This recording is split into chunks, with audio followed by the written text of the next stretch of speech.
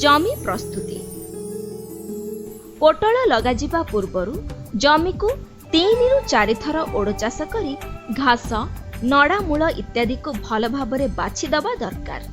शेष थर ओड चाष पूर्वरु एकर पिछा 8 रु 10 टन सढ़ा गोबर खत बा कंपोस्ट जमी रे दिया जाई थाए।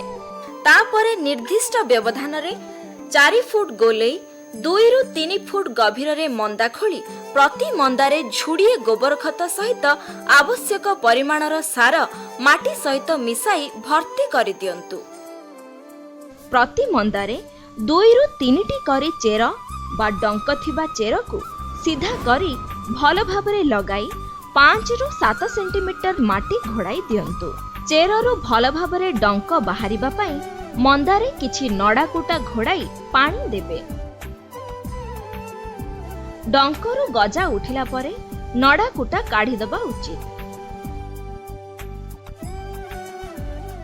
चेर गुड़िक लगाइबा पूर्वरु ताहाकु विशोधन करिबा आवश्यक।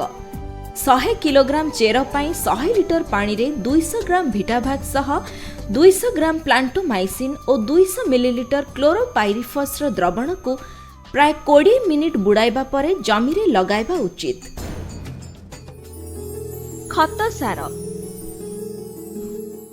पोटल चाष पाई एकर प्रति 70 किलोग्राम डीएपी 25 किलोग्राम यूरिया एवं 27 किलोग्राम म्यूरेट ऑफ पोटाश सार दिया जाई थाए।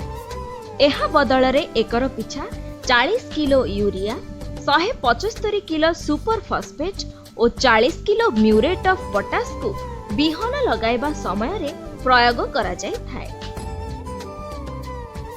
एकर पिछा 5 रु 7 केजी अनुसार प्रथम कोड़ा खसा समय